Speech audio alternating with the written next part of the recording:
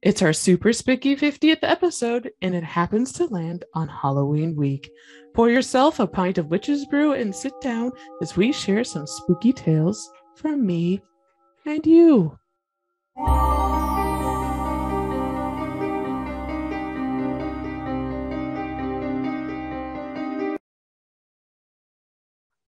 Wow.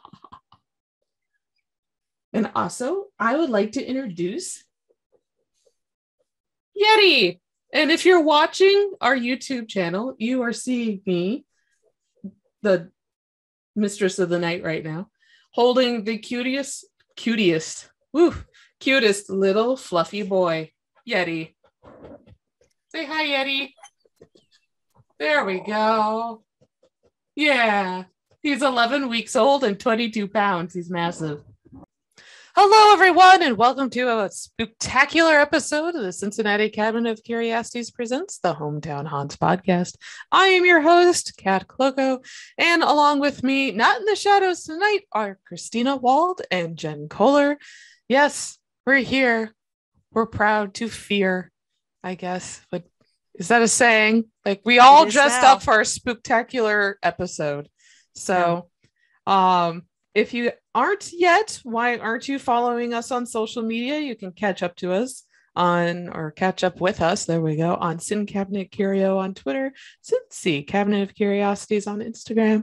And of course, send us your ghost stories. We want to hear them to hometownhauntedmail@gmail.com. You can send us stories from anywhere in the world. It doesn't have to be just Cincinnati. We love everyone. And also, we have a Facebook group for Hometown Haunts. It's just under Hometown Haunts Podcast, I believe. Join. We are chatting all about fun, interesting things, such as the article Christina found from the Cincinnati Enquirer recently about body snatching.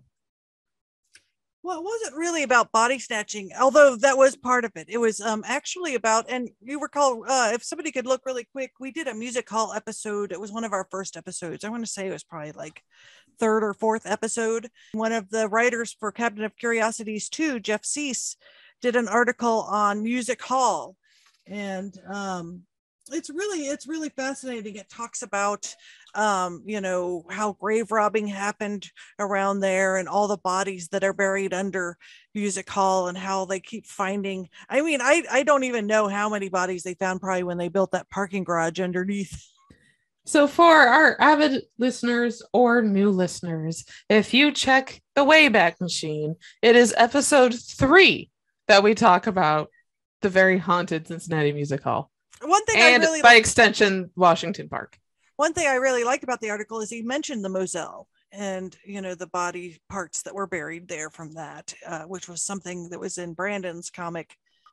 And if you're interested in hearing more about this steamboat explosion, the Moselle, that we've just referenced twice, that is episode 18 of the Hometown Haunts podcast.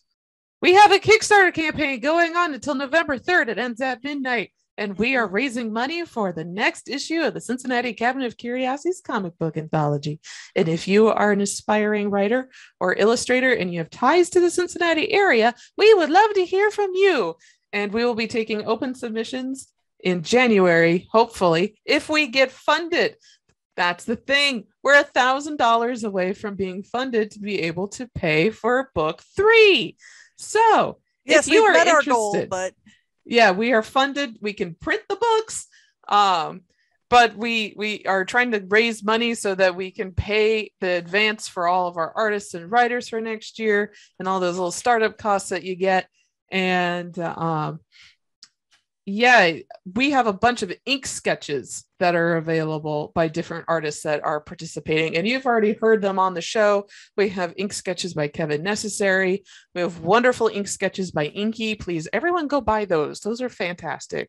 Inky does such a great job. Their work is amazing. Mm-hmm. And let's see, I think I have a few left. And then you have a few left as well, too, Christina. Just a couple. There's just a couple left. But we've got Christina's very popular. We've got like a bunch by Kevin Necessary. And it's really, if you want a sketch by him, it's worth getting one from him. Steve Declan. He's got he's got a couple left. So there's some great stuff on there. So definitely get some of those. Like I said, if we get to 8K, we're going to be doing an issue 3. I mean, the podcast will continue still, but yeah, we like doing this a lot. Yeah. I like talking about dead people. But we want to do an issue 3, but we need to get enough to seed the next issue. So definitely, if you haven't backed it yet, and I know there's a lot of people out there that are fans of the show. I just got an email today from somebody who said that she was talking to some friends and she follows the podcast and found out they were all following it too. So there are people that are watching it and listening to it. Most people listen to it. Most people don't see our beautiful faces, so you miss our masks and stuff like that. I am perfectly okay with that. I'm fine.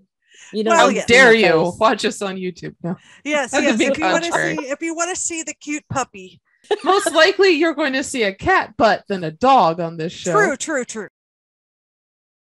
It's our 50th episode. And from one of our listeners, they write, not only do I like to follow the podcast, but I recently discovered that several friends of mine do as well. Not only is it fun to find more things in common with people in your life, but in our chattering about it, we drew in some new people to follow it as well. Here's to continued success for you and your many projects. Thank you, Amy. Wherever you are.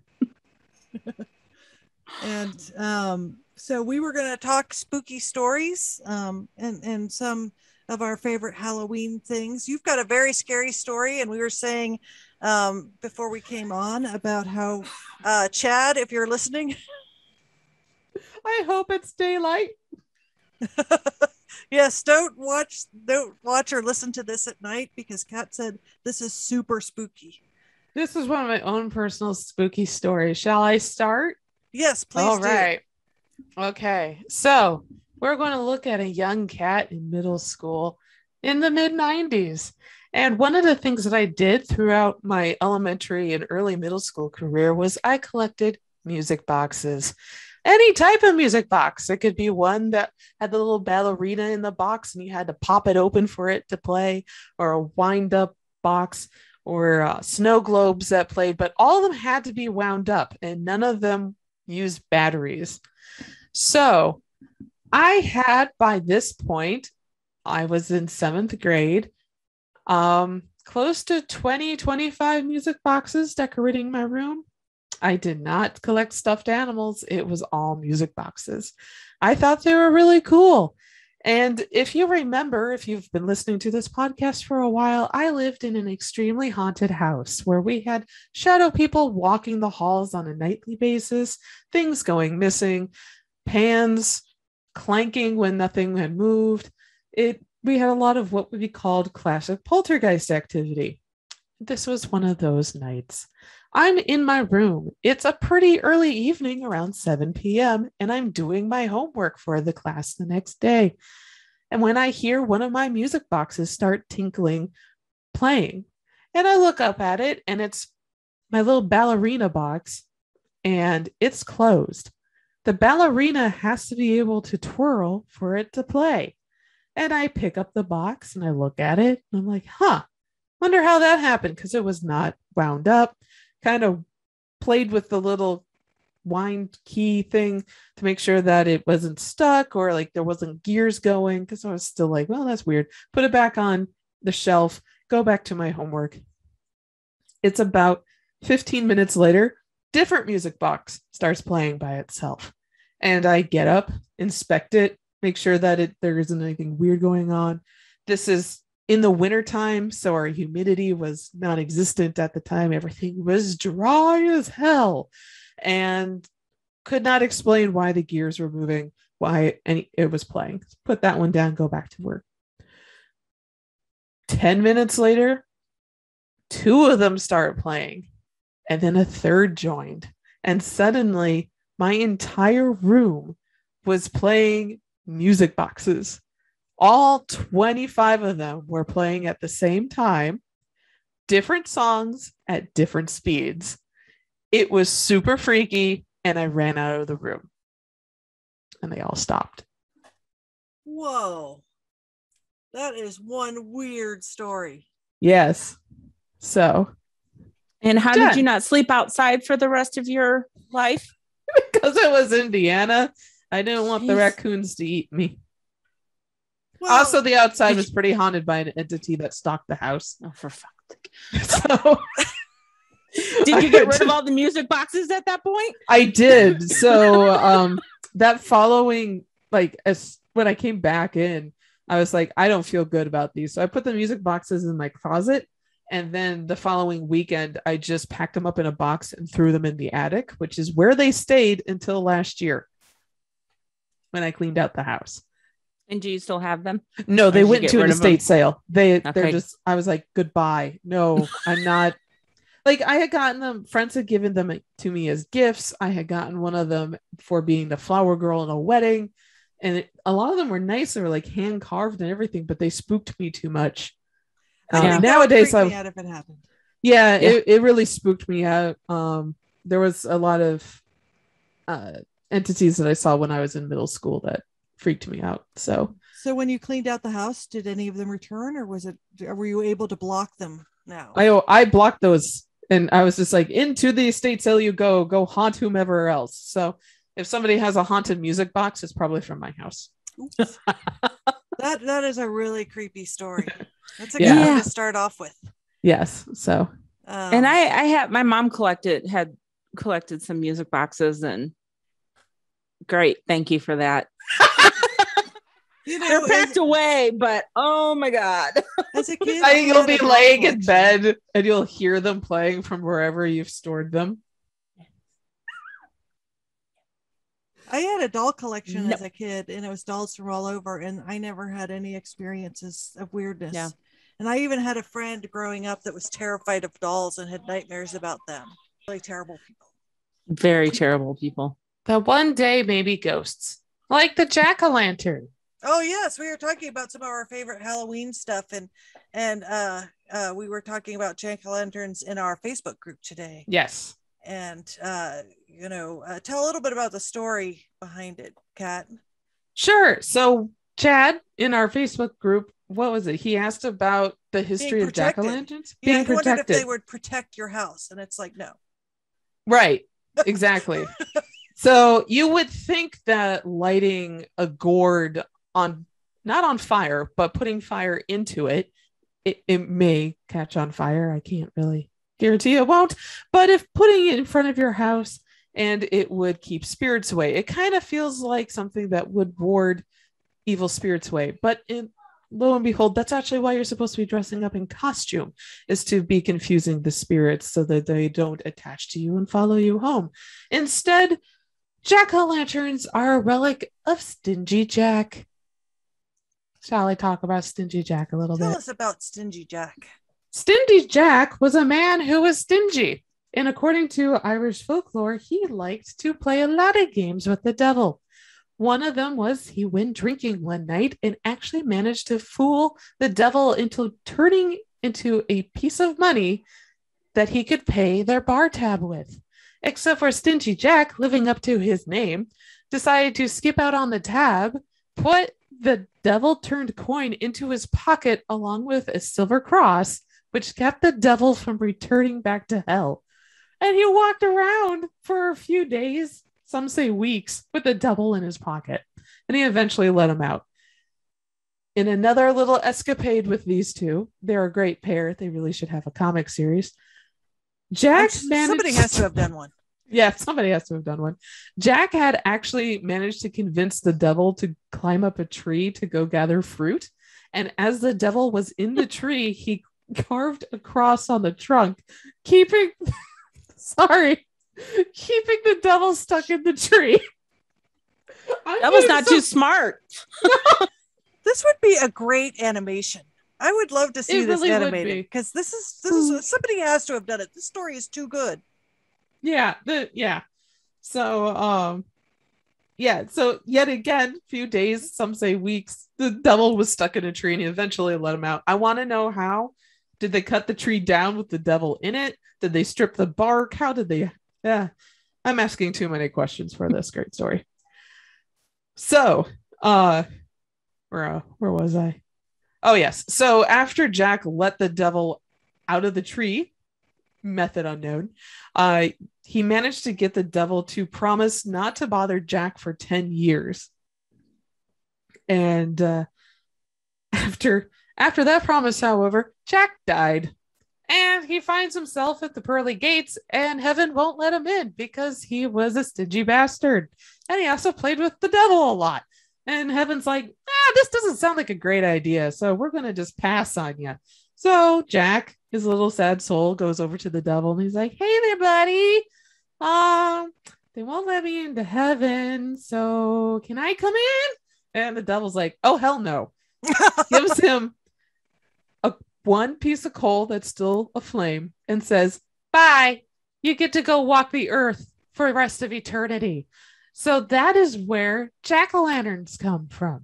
What an awesome, you know what that feels like, and this is probably what inspired the book American Gods, if you've read it, by Neil Gaiman, talking about immigrants bringing stories, their God's stories to the United, as they immigrated to the United States.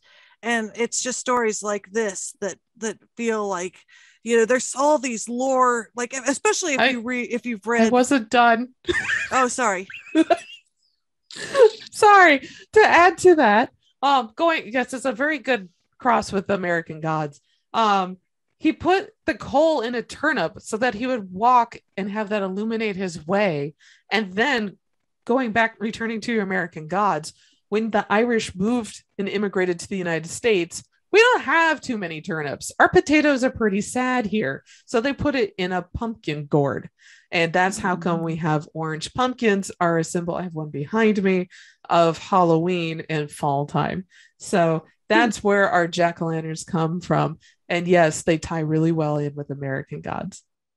Mm-hmm. Well, I was just thinking of, like, I love all those old tales, not just for Halloween, but like, thinking of the old, Norse mythology, and like the real stories about Loki. I say real, but like when you read those myths. Marvel isn't taking it directly from the mythology? I mean, they're so funny and messed up. I mean, is Tom Hiddleston lying to me? Well, yes, I know that is the only canon is Marvel. But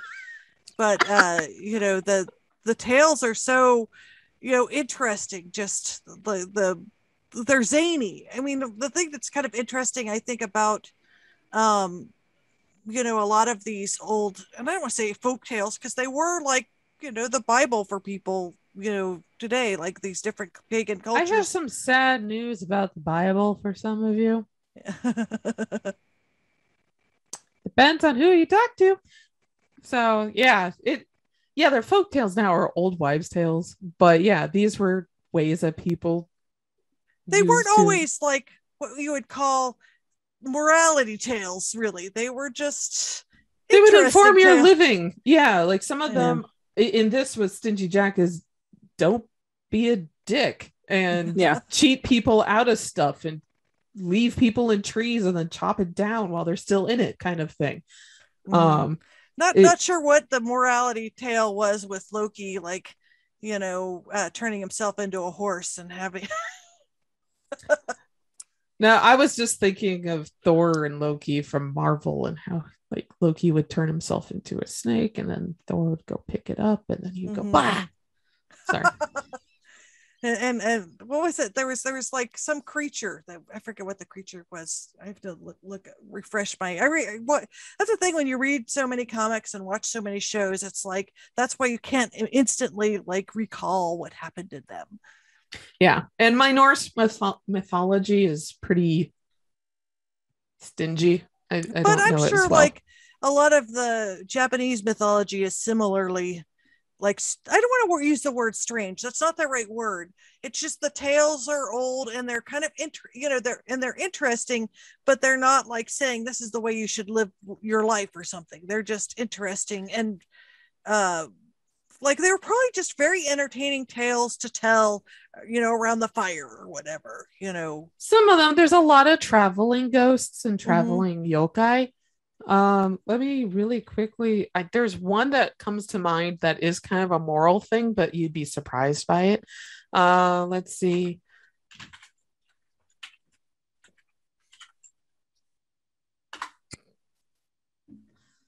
There it is. Sorry. There is a yokai or a monster that and I'm just loosely translating that one, called the Akaname.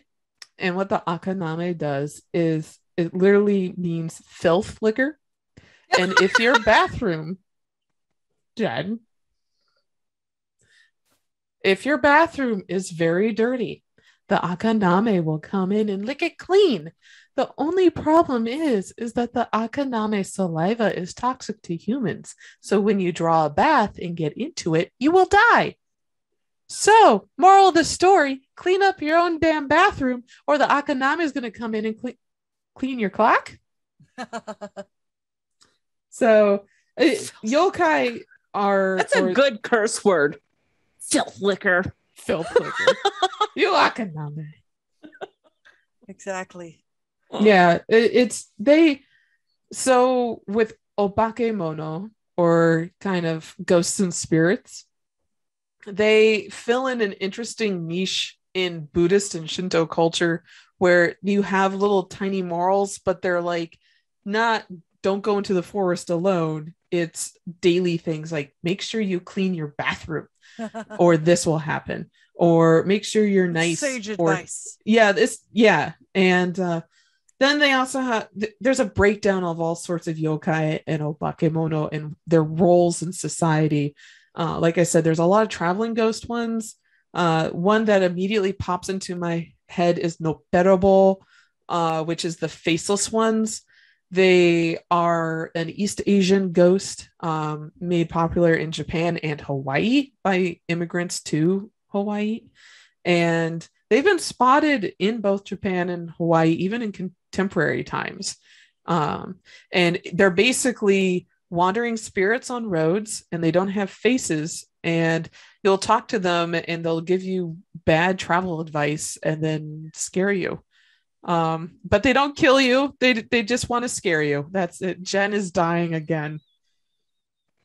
So it's Goodness, basically Jen. it's basically bad. It's basically a bad GPS. That's gonna be me if I die on vacation.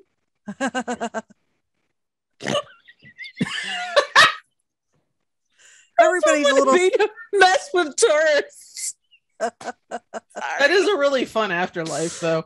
Just stay in Disney World and say, yeah, the monorail's over there, and so are what are they? The sky trolleys or whatever they are. I guess it's Walt Disneyland where they don't exist anymore, but well, that was interesting. Point them to amusement park rides that no longer exist. There was just a Simpsons episode about Waze, and it was like, of course, they spelled it differently, and the whole one of the plots of the episode was that all of their road, which is a little neighborhood road, was becoming really busy because obviously when Waze detects snarls in traffic, a lot of times what people have complained about is your little tiny neighborhood, which used to get like 2 or 3 cars like once a day, now has like a traffic jam in it because you have all these tertiary what would you call arteries and veins of streets that aren't meant to be main traffic areas, but Waze will like make traffic go on them. And so the whole thing was about how you couldn't contact anyone at Waze to tell them about it, because most of these tech companies, like if you have a problem with them, there's no way to get a hold of anybody. Yeah. You know, and that was like an NPR story about a year ago. And so it made me think of these ghosts, like, so it's the ghost in the machine. It's like you're getting, because they had some trouble with people using GPS. What was it in Death Valley, and like their car running out of gas, and like they kept going in circles. It's like an urban legend almost sounding like, but it really happened. Oh, that actually reminds me of a ghost story. Urban legends are going to be in 50 years because of technology. Yeah, when a computer gives you bad advice. Yeah. Well, already urban legends are catching up to, you know, like dating on dating apps and stuff like that. And, you know, there's probably the hook hand version of Tinder, you know. Yeah. We need to start looking into this. But not on Tinder. Well, what I was thinking, I don't know was how we like would the research evolution, that. The evolution, because I just saw like a headline the other day about some serial killer that was like killing people that they would meet on, it was like on Tinder or something like that, and would lure them Oh, into, wonderful.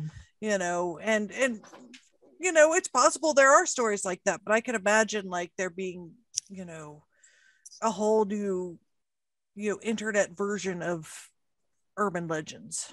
Mm-hmm. Oh yeah. There's that's been cropping up since 96.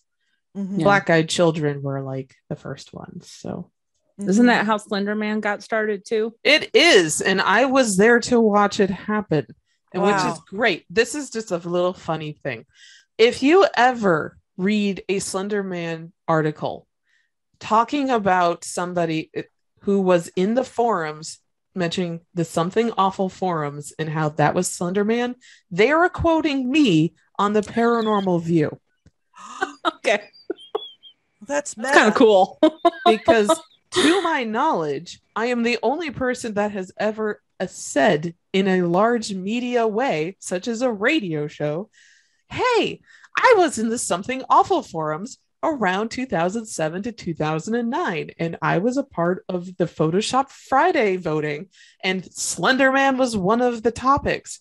The actual topic for that week, it wasn't necessarily Slenderman, it was creating an urban legend that looks convincing.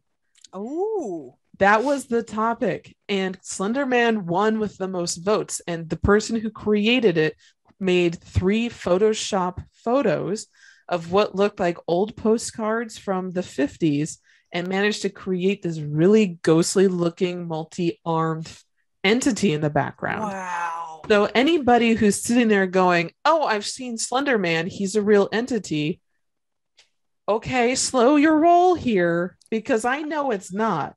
But there is something called a Tulpa, which is from Tibetan Buddhist folklore or belief system, however, whatever perspective you want to use, that tulpas are basically, if you believe something enough, it becomes reality in our world. And I know a lot of science fiction has been kind of running amok with this thought, and same with horror movies. It's like, if we all believe in Krampus enough, or Krampus, he's going to come out and steal small children and beat them in a sack. Wow, that sounds wrong. Anyway, only if you're bad.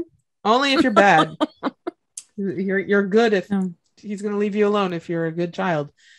Still sounds bad. There is no way to make Krampus not sound weird and somewhat pervy. Anyway, but like Slenderman, there are old German myths kind of like a Bigfoot entity that would come and steal you away. Baba Yaga would be another one. So the entity known as Slenderman is not a stretch of the imagination, but he's very contemporary. He's like a decade old. He's a baby. Well, that's one thing that they found with fairy tales and lore, is that it's way older than they ever imagined. Like old fairy tales like Cinderella and stuff like that. Yeah. May trace their history back tens of thousands of years, or 20,000. I mean, the more that they study these, the more these tales have really been passed down all over the world. Yeah. That's why you find 5 motifs of monsters, ghosts, vampires, zombies, and like a boogeyman in every single culture, because those are things people are actually legitimately scared about, because we're human and we're afraid of the dark. So we just don't have good night vision. It's not our fault. It's very terrible. But anyway, I guess the main crux of this episode is we have a lot of cool haunts. We do. And these are all haunts that have been submitted to hometownhauntedmail@gmail.com. Thank you very much to everyone who has submitted something to us so far. We enjoy reading it. And I am sorry that we have gotten this backlog, because we've had so many interesting guests. We've run out of time to be able to read them. So I'm glad that we're finally getting to them. Yeah, because this one that we start off with from Kevin was actually submitted back in June. So thank you for submitting it back then. And do you want to read it? This is a long one. Yeah, I can read it. It's long and super creepy. Oh, goody. I like this. 2 of my favorite things. Long stories that are super creepy. This is from Kevin. I've always been a cautious skeptic of the paranormal, being instead a fan of the harder sciences all my life. My science and art enthusiasm eventually leading me to a freelance illustration work for NASA. But way back in college in 1976, in spite of being a skeptic, I had a face-to-face encounter with the unexplainable.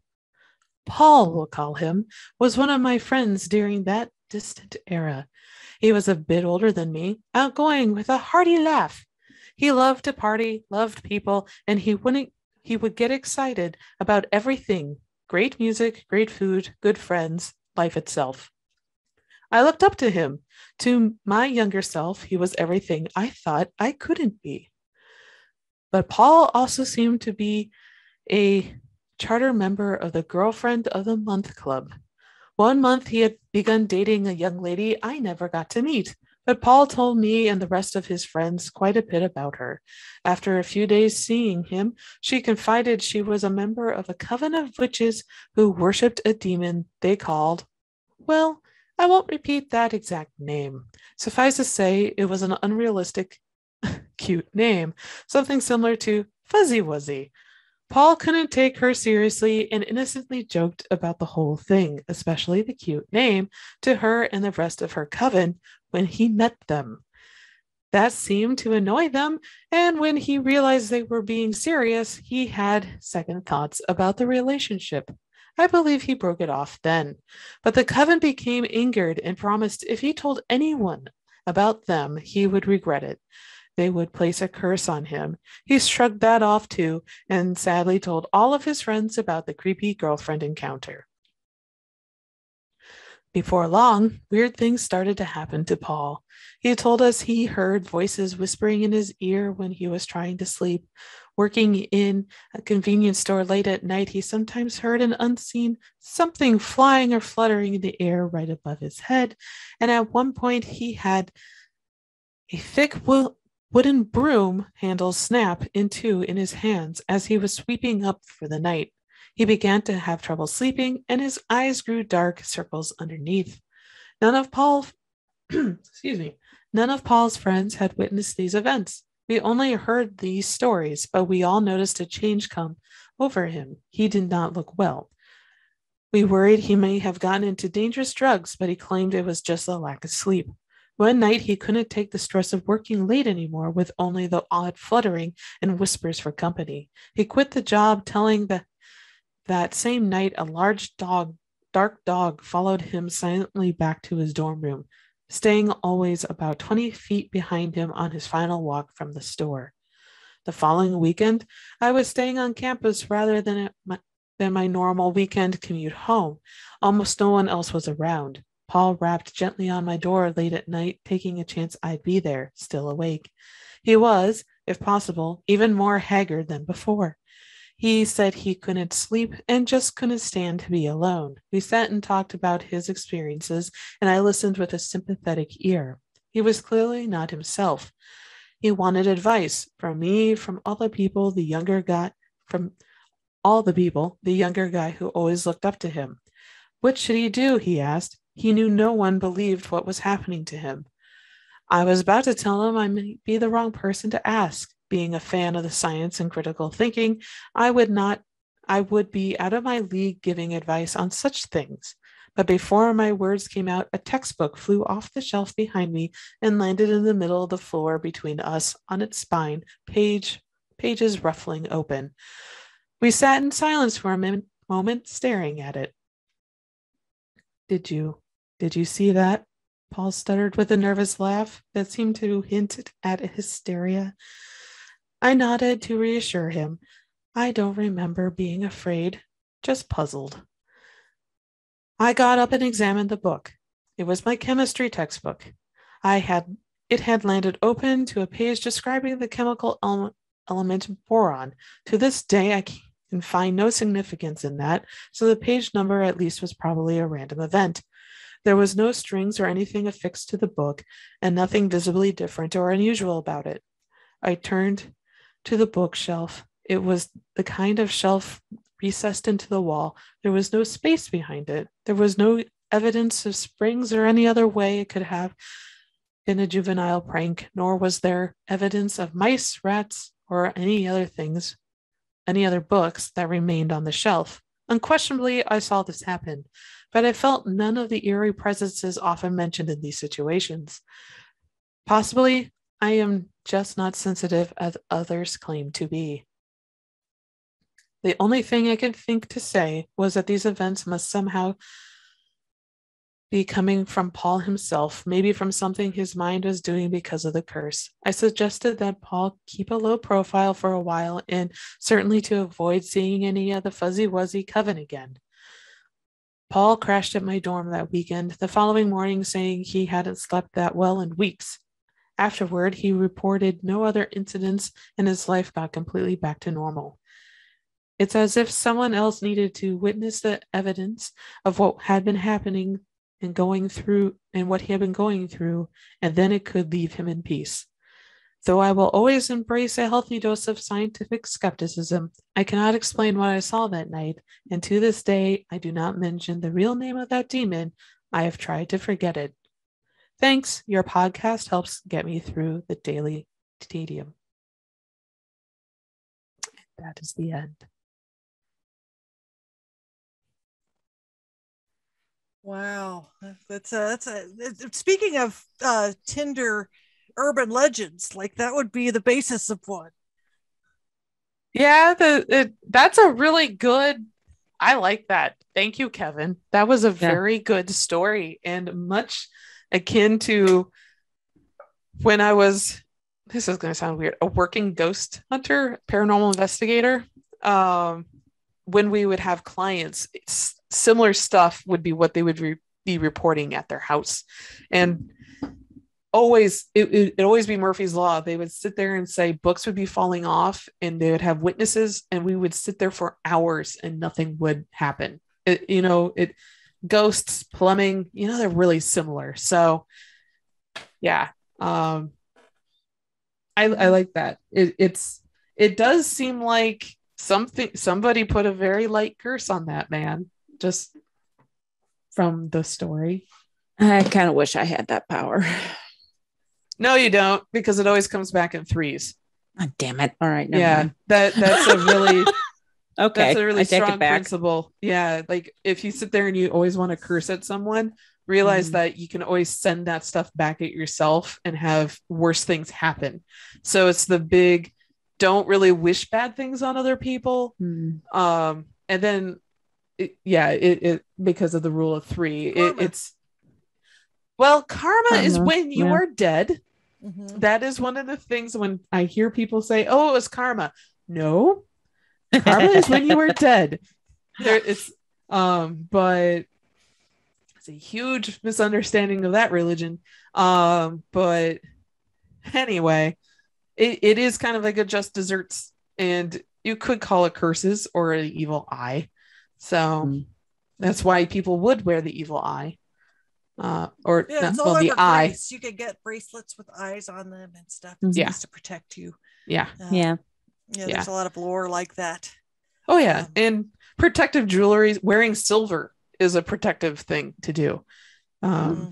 So that's a really good story. I really love it. Yeah. And it's interesting, like when you were talking about, like, or he was talking about being a skeptic, and yet he saw this. Yeah. And for all of our listeners, if you didn't know, I'm a skeptic too. Like, I see dead people, I still question it because I want to know why. And also, like, I'm always questioning, like, did I drink too much today? Did I get enough sleep? Am I dehydrated? Like, I try to find reasons for these things that are explainable, because pointing to the dead and going, it's a ghost, is the very last thing you want to say. So I mean, it's true. But I mean, I thought that this was really, and your mind, I mean, thinking about how this guy reacted. We've heard of the word placebo. Well, there's the word nocebo, which is the opposite of placebo. So if you think something will help you, you get the placebo effect. So that's why, if you say, oh, if I drink, blue milk from, whatever, it will make me healthy. I don't know. There's a good chance it will make you healthy because your brain thinks it will. But conversely, if you think, if I eat this, it's poison, it could poison you because your brain can also make something make you feel bad because you think it makes you feel bad. Mm-hmm. So it works both ways. Here's a good question then. Like when you see these things happen, mm-hmm. how do you know it's not a hallucination? Mm-hmm. I mean, is a hallucination just a break in reality? Or is it your brain with a fever? Or yeah. And see, that's a really good question. And one of the things I always say is that it's going to be physicists and psychologists that figure out what the paranormal is first, not paranormal investigators. Yeah. Because they're the ones looking into how the fabric of space and time work and also how our brains operate. Right. And like, I'm just reporting the random dead people that I see because for posterity, they can take my brain apart and go, okay, well, maybe this would be why. I don't know. I'm just like, I really don't know. So that's why I take notes on all my field work, because who knows if that could come in handy down the road trying to figure out psychology. Yeah. Well, because what you see sometimes too is very much influenced by how your brain, your belief systems, and your environment. So sometimes, you might see things and how you interpret them. I always loved Carl Sagan's quote where he said, just because we see something we can't explain doesn't mean it's a spaceship, like he was saying UFO stuff, just because we can't explain something doesn't mean that it's what you think it is. Mm-hmm. Oh, that reminds me. I have a really good story about UFOs. I don't know if I've told this one on air. So tell us, please. Okay. So since we're sharing stories tonight, this has to do with the only UFO incident I've ever been a part of. And this has happened here in Cincinnati and was reported out in what is it? Not Versailles, Versailles, Indiana.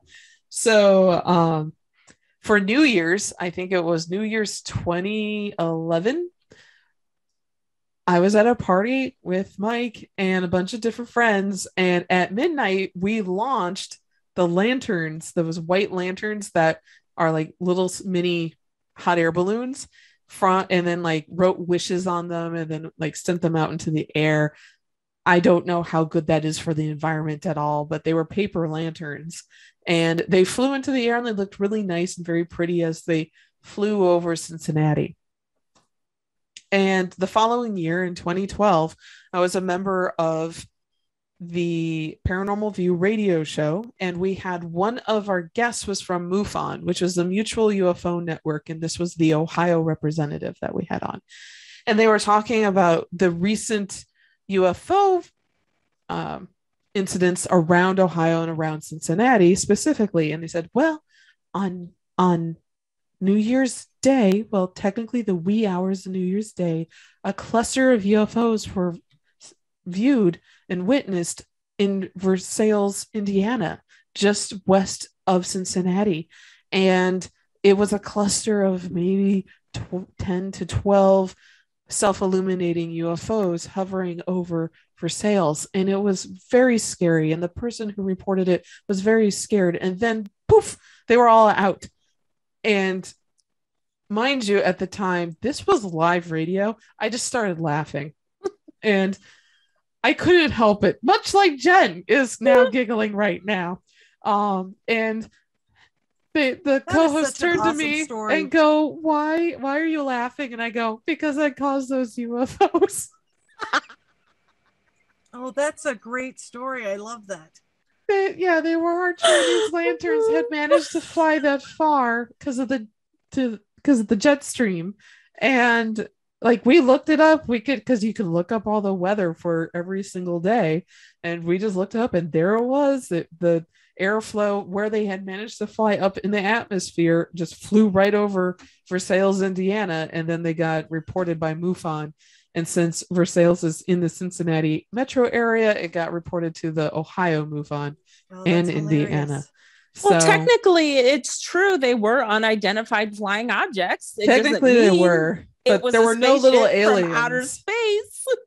No, only my wish to become a professional comic book artist burning up in the atmosphere. Hey, look, it came true. So we have several other stories we can read here, but we are probably getting really long too. So, remember, there's that first half hour we're cutting out. So true. Except for Yeti. Let's keep going. I mean, this is why we're doing this episode. Okay. So we're on Irene, aren't we? Mm-hmm. Yes. Who wants to read that? Who wants to read it? I'll read it. Okay. It's short. Hopefully there's no words that will confuse me. This one is from Irene. When I was a kid, I needed to use the bathroom late at night. My parents' room had a glass door with rippled glass. The toilet was 2 steps away from my door, the other bedroom to the left. I was wearing a blue pajama. I noticed a white dressed figure to the left moving behind the glass doors, then disappear. I thought it was my mom, but it creeped me out, so I ran back to bed. The next morning, my mom was wearing a dark long shirt and not a white nightgown. It was probably an illusion, but it took me a while to recover my nerves until I was able to go to the bathroom late at night again. Oh. Wow. Oh, man. It'd be pretty hard to mistake white for black in the night. Or even blue. Like, if she was seeing herself. Mm-hmm, yeah. Mm-hmm.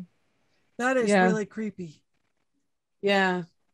I never want to see anything I can't identify in the bathroom with me. Mm-hmm. When this one was submitted, I was thinking about all the bathroom encounters we've seen, and it seems like running water and ghosts and stuff seem to have lots of experiences. Yes. Bathrooms. And the next one we have is by Toby. And Toby gave us a couple. We had read one a while ago of theirs, and so here is a different one. Do you want me to read it? Sure. Okay, we'll just alter, and then we've got 2 more after this. So okay, then we can. So this one says, when I was in middle school, about 11 or 12, which it seems like that's kind of a common age to see stuff, isn't it? It is puberty. A lot of times poltergeists will be in houses with people going through puberty. First puberty, like when you're becoming a crone. Do you see? Yes. Do you have a poltergeist, or is at that point it's not a poltergeist? You just break things because you're like, oh my gosh, I'm going through reverse puberty. But anyway, I don't remember how it started, but I found myself waking up every night at 3 a.m., oftentimes from nightmares. But even when I was not, I found myself terrified, unable to move in the darkness of my room. Not unlike sleep paralysis, unable to move, too scared to move. This continued for the majority of my summer vacation. No matter how early or late I'd go to sleep, I'd wake up at 3 a.m. and could not fall back asleep until at least 4 or at all. It was horrifying, and the lack of sleep was causing me to be lethargic. I distinctly remember the dream that seemed to stop it, though. My paternal grandmother, a woman who died before I was born, was in a church with me and told me to defend myself. Next thing I knew, I was screaming like a feral animal at this darkness. I woke up at a normal hour after that dream. I've talked to some about this, and while responses vary, I've been told something may have been trying to get to me. That's terrifying. Yeah, that's a good story. Thank you, Toby. And what do you think, Kat? Is that something you've seen before? Well, okay. If Toby is looking for my interpretation, so basically, I won't say something was trying to get them, maybe oppress them by scaring them. There are some entities that like to do that. Sometimes it's just out of good old fun. I'm looking at you, Jen. You like to do that to people. And it's interesting how they had their grandmother take them to a church in a dream. Churches are usually seen as holy places that are sacred, and therefore negative entities usually can't get into them. And this may be because your grandmother could be a spirit guide or a guardian angel, if you want to think about it that way. And that's why she was able to reach out to you and take you to this place where this negative entity, not even negative, just this entity couldn't be scaring you by doing this and bring you to a place of balance, basically. Not to sound too zen, but if you're too scared and you're panicking, you're not going to sleep and you're just going to cycle, like we saw with Kevin's story. And I'm glad that somebody was able to intervene and give you some sleep, because sleep is super important. Have we figured out, like, as a society, what sleep paralysis is or what causes it? So there's some stuff. Yeah, we don't know even why we sleep. Like, Christina's right. Okay. But there is, I've seen one case of sleep paralysis that happened to my friend in high school. He fell asleep with his head on the back of one of those chairs at a really sharp angle, and it cut off enough blood long enough that he went into paralysis. And he described it like sleep paralysis. Oh. So that's only one incident, though. I'm not saying that explains all of them. Yeah. So that's terrifying. Mm-hmm. Terrifying. All right, the next one, Cynthia. All right, Cynthia writes, after my mother-in-law died, we went to her house for the wake. My sister-in-law said, there has been a cat hanging around here since Mom died. Just then, the cat jumped on the screen door. Everyone jumped in surprise. Everyone at the wake talked to the cat and called it Mom. I went to pet it, and the cat swiped and hissed at me. It was nice to see everyone else. It disappeared right after the wake. I should note that my mother-in-law not only disliked cats, she was afraid of them. Yeah. And actually what she said was that the cat was mean to her, but the cat was actually nice to everyone else that was there. So like when they would pet it, it would like be really friendly to them. Yes, you're right. It's nice to everyone else. I put in an extra C. Yeah, it was nice to everyone but her. Yeah. which she was saying that was kind of how her mother-in-law felt about her. Okay, we might need a little backstory there. Yeah, I feel like there's a few blanks that need to be filled. Yes. So when everybody like that were allegedly her kids were friendly to the cat, and the cat was friendly back, but when she like went up to the cat to say, "Oh, hi, kitty," and petted it, went "Meow," which sometimes that can, it's funny. A friend of mine had a cat who was notorious for doing that to people. Like, he was fiercely protective of his house and his space and his humans. And if you try to approach him, he would yell and hiss at you and swipe at you. And the first time I met him, he actually let me pet him, which was awesome. But then after that, it was all downhill. The second one time I was over at their house for a party, and he was kind of stalking me around the house. I'm like, kitty, it's okay. I'm not going to hurt you. Well, he was just like, you're not supposed to be here. I've heard a couple tales before of animals, unexplained animals showing up after someone's died for a short amount of time. Mm-hmm. And that's kind of an interesting. Is there a name for that cat when somebody has like some sort of animal show up like that perhaps it is or was just everybody very sad and just it could just be a type of visitation, like not quite a deathbed apparition, but though pets or your loved ones can show up as pets as a deathbed apparition, they're just a type of visitation. Or if you really don't like the person who's showing up, they're a nuisance. So exactly. Yeah. Well, it's just an interesting thing, because she said the whole family like was calling the cat Mom. They thought it was her spirit. Well, that's really sweet, though. Yeah. Except her mom didn't like cats. So, it's weird. That's what I find a little funny. But I know cats have a lot of spiritualist connections throughout history. Like interpretations. I mean, the Egyptians come up first when you mention that. And black cats with witches. Like, there's a lot of connections with the spirit world and cats. So yeah. I do go on. I do remember when I was really scared of all the ghosts haunting the house, somebody mentioned to me that cats were protectors against spirits. So to have them around your house if you were scared. And that helped calm me down a lot. I don't remember who said that. Maybe it was Unsolved Mysteries. Well, that would be nice to think that. But yeah. The comforting words of Robert Stack. Cats are there to spiritually heal you. Well, I wonder if it's because cats can hear so much better than you. They hear like critters in the walls. And so it probably seems like they're communicating with something paranormal because they're hearing so much better. And dogs probably do too. I mean, I don't know if dogs react to stuff they hear and they don't. I mean, cats like... Not mine! I mean, you'll be sitting in a room mild-manneredly and all of a sudden the cat gets up and is like, oh my gosh. And it's like jumping up on the walls and looking at each wall like and it's probably just some critter it hears. Staring at the ceiling. But you can't hear it. And so you're like, oh my gosh, what's this cat seeing? When it's creepy. When the cat's like, I want to hunt and kill something and I think there's something I can kill on the wall. So fun, very, very quick side story about today. About how dogs really don't, at least mine, don't notice things.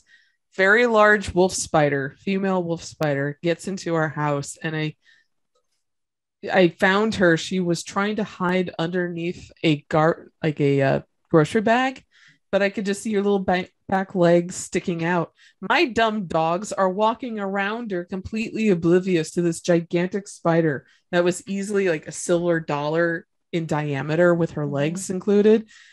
They almost stepped on her 3 times. I managed to rescue her and she's in my garden now. Well, the one thing if you own cats is that, own cats is probably, cats kind of own you, but is that they tend to eat a lot of bugs in your house. Like, a reason not to use pesticides or poisons ever for rodents or for insects is they end up killing a lot of carnivorous animals that eat them. Yeah.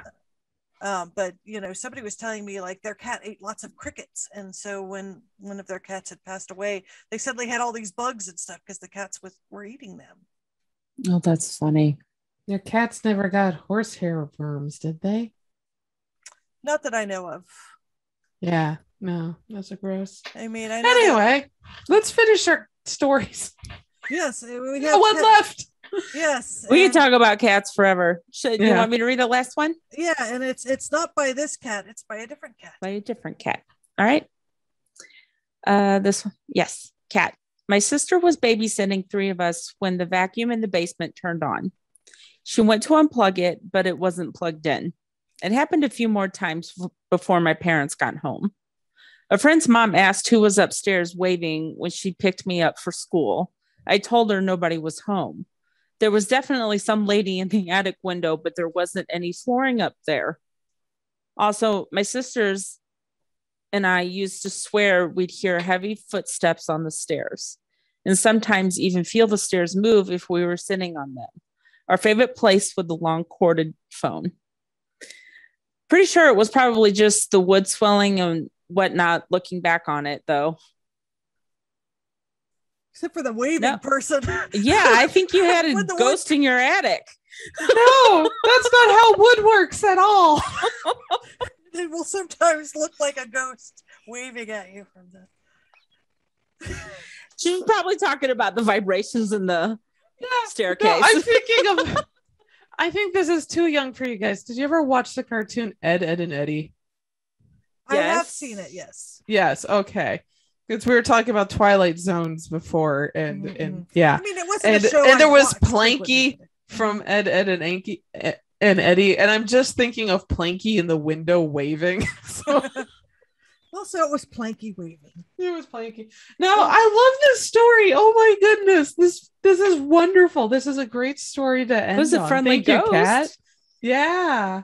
Just letting its presence be known. Just saying hello. But the vacuum cleaner is interesting. Have you seen incidences of that before? That's kind of like your music box thing. Yeah, that's exact. Well, except for that one would take electricity and the music boxes didn't, but it's very similar.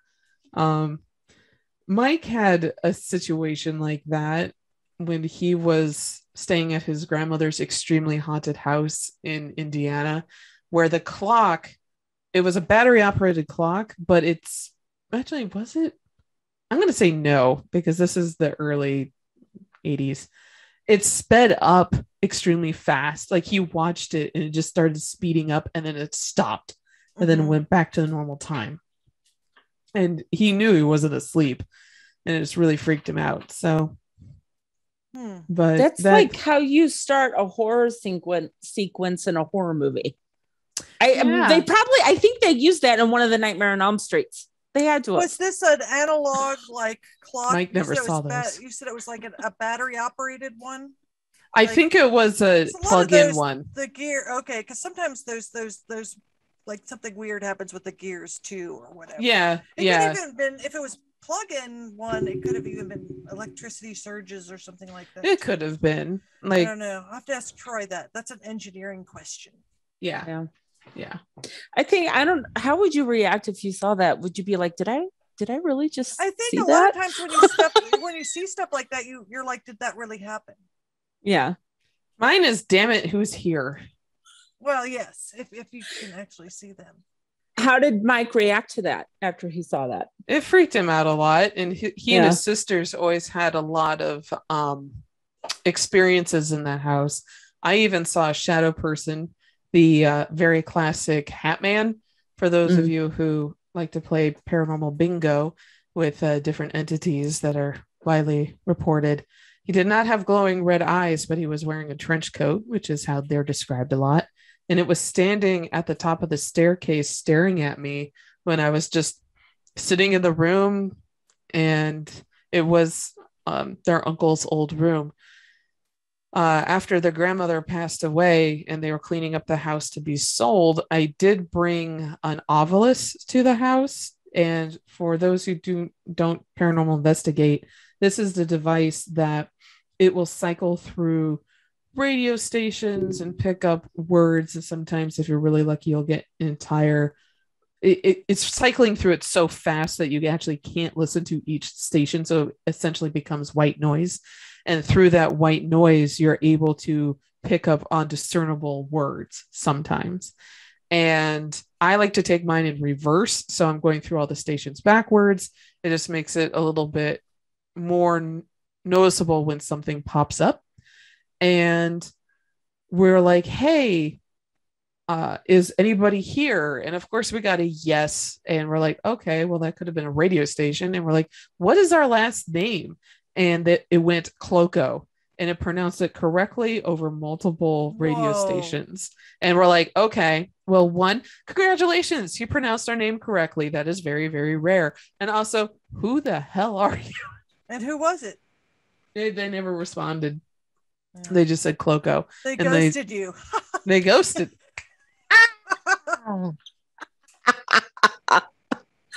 Just letting you know I'm here and I know who you are. I'm not telling you who I am. Well, what I know of is the following family that purchased the property, stayed there only for 2 weeks, and then left the property and all their stuff in it. Really? So, yeah. They did not like the people there or something. Right. Somebody didn't like something. It's the haunted bungalow in South Bend. Making a strong case for me to not move. Well, not to South Bend. Well, wherever you get your house, you can have Cat sage it for you. Yes, please do.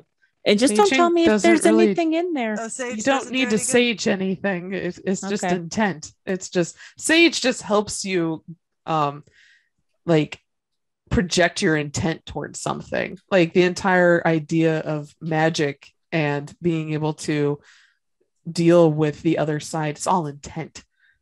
So That's why you say get out of my house. Mm-hmm.